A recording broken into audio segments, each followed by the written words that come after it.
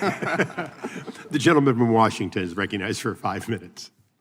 Thank you, Mr. Chair. Thank you to our distinguished panelists for this insightful testimony and what's been a long day. Mr. Speaker, it's a real honor to be able to ask you a few questions. When you're a freshman in this body, you see a lot of portraits on the wall, and frankly, you don't know who a lot of the people are, but I think the American people always remember you in the mark you've left on this institution. The question I have for you is just to comment on the situation the American people find themselves in, because I think this is a very dangerous and perilous time for America, because I think the American people think the fix is in. And you talk to the average person in my district, and they look at a situation where over 12 million people came into the country illegally, and there was no remedy to stop that procedurally from their elected officials. And now they look at a situation where after they had an election, they had a president that clearly campaigned on this issue, and they look at dangerous gang members who spread fentanyl that's killed over 100,000 Americans, more than died in Vietnam, more than died in the wars in Iraq and Afghanistan, and they say, well, let's get these people out of here. This is what we just voted for. And yet now there's a system where the one judge or a few judges in a certain area after judge shopping can stop. So they look at the situation and say, is there any remedy to this? I mean, what is the future of the republic if what they just voted for is something as egregious as dangerous, hardened gang members from a foreign country, in the country legal, spreading a deadly drug that is killing over 100,000 Americans, and they say, well, how is this supposed to work? So what would be your comment to these people? Well, three quick things. First, I run a project called the America's New Majority Project. And if you ask the American people, do you think the system is corrupt? 82% say yes. Now that's really dangerous in a free society. I don't care what your ideology, what your partisanship is.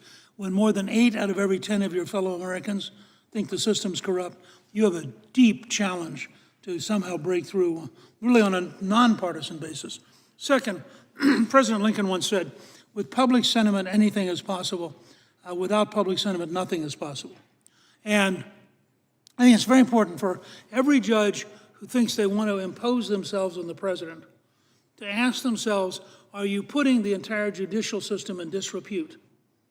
Because if the country sees really sort of, by the standards of most Americans, fairly radical positions being taken by judges, blocking what is the clear will of the American people, not just the president, I think that it literally puts the entire underlying system under enormous stress and leads to popular dissatisfaction in a way that's very, very dangerous. The stability of the system ultimately requires that all of us find a way to work together, to behave in such a way that people no longer think the system's corrupt. And Mr. Speaker, just finally, you referenced Thomas Jefferson, one of our founding fathers, one of the founding revolutionaries of this country, the author of the Declaration of Independence, in your opening statement.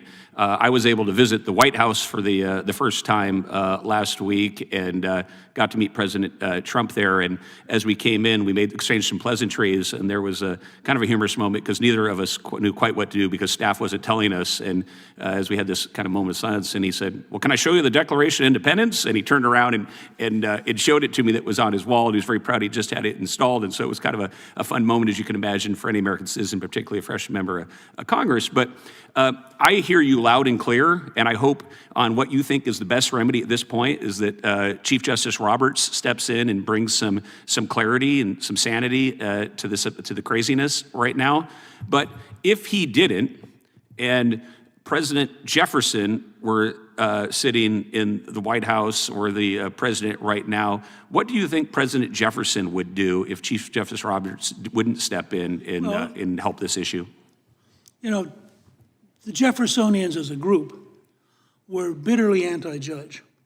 The number 2 demand in the American Revolution after no taxation without representation was their hatred of the British judges because they were appointed by the king, served at the king's convenience, and were seen as the oppressors imposing the law of a foreign government on the American people. And Jefferson had grown out of that tradition. Jefferson's probably the most radical of the founding fathers. And the Jeffersonians ran essentially on cleaning up the judiciary. This is why the whole thing with Marshall is such a wonderful example of a sleight of hand. Because if you look at the Judicial Act of in 1801, after they lose the election, the Federalists passed the Judiciary Act of 1801, which creates judges, many of whom were being appointed literally the night before Jefferson sworn in. So they were called the midnight judges. Well, the Jeffersonians thought, we're not going to have this.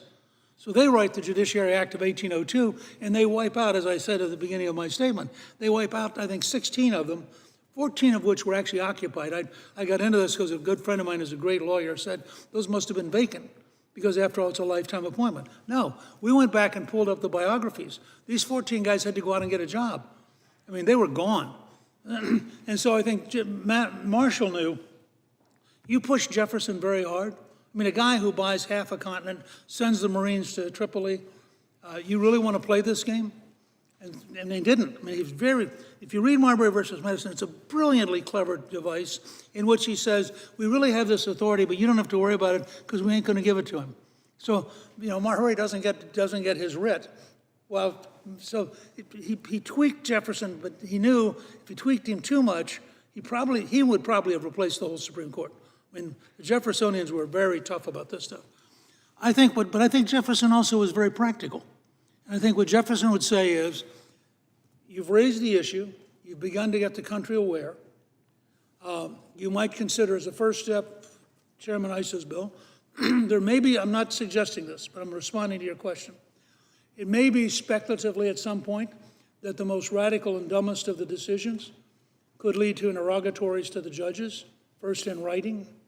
It might even be conceivable at some point that the judges might be brought in under oath to explain what's the how did you think of this?